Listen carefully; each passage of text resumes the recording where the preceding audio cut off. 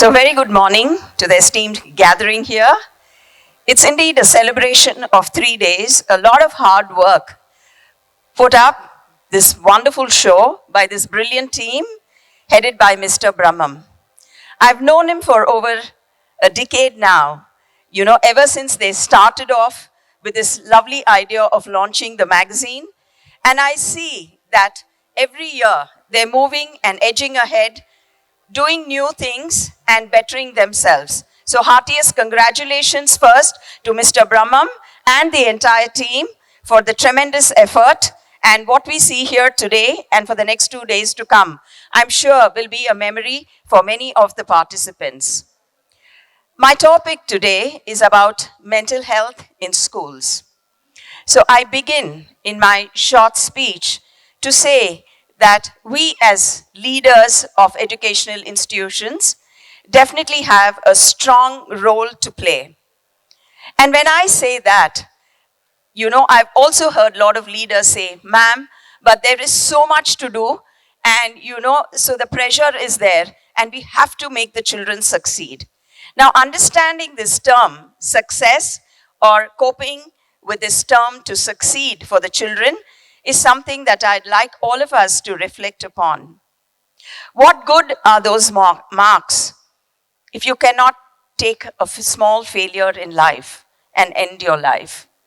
What good are those marks if you cannot stand your competitor doing better than you and you wallow yourself in jealousy, hatred, and anger?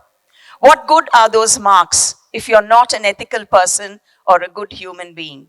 And what good are those marks if it leads you to become prone to anxiety and depression? Much that we all are academicians, and we know that prima facie, our role is to bring out the brilliance in every child. Can we not look at doing this in a stress-free environment? I think that is the differentiating factor.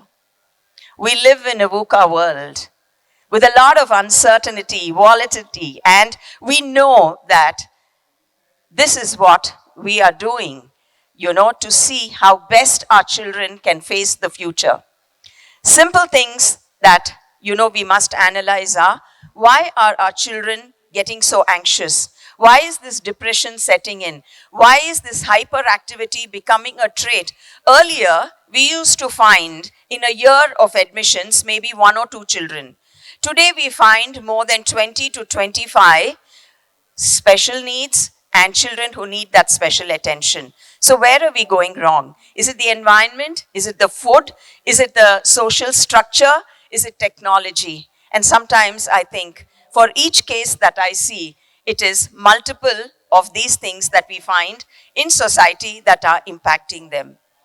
It's really sad to see how children have to cope with all these things even before they've learned to experience life. So as educators, I would say, make life simple for them. Don't focus just on, that success, because they have to learn to enjoy the journey as well. And with our teachers, let them, drop all their problems as they enter the school gates. Counsel them to do that because the baggage that they have at home should not reflect in the classrooms. Their temper, or their anxiety should not rub off on the children. I always believe that a principal standing at the entrance of the gate with a big smile, welcoming every staff and every child and every parent who's coming to drop a child, actually sets the tone for a happier school. I do believe that when you can just become a little friendly to your staff and tell them you're there, not just as a principal, but someone who can actually get them out of their little problems, be there to resolve things, I think sets a better tone. Such teachers will get into the class for sure and make sure that the classroom environment is much better.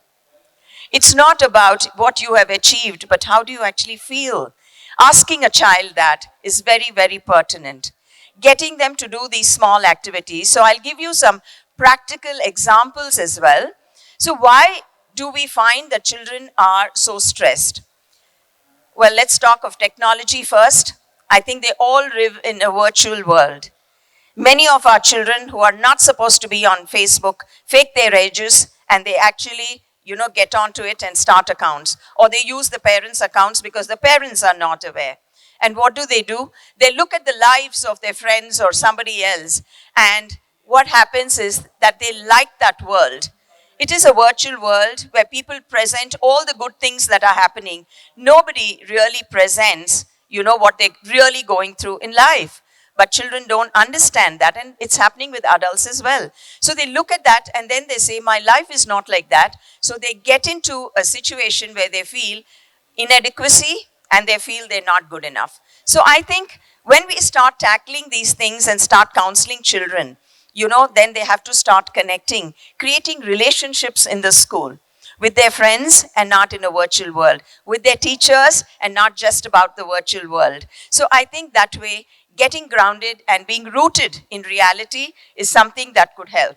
Gaming is becoming another addiction. So when we talk to our children, that a little bit is okay, it develops some skills, but don't get hooked onto it so much. So when can a child actually decide that, this is enough, is a difficult situation for them unless parents are also with them.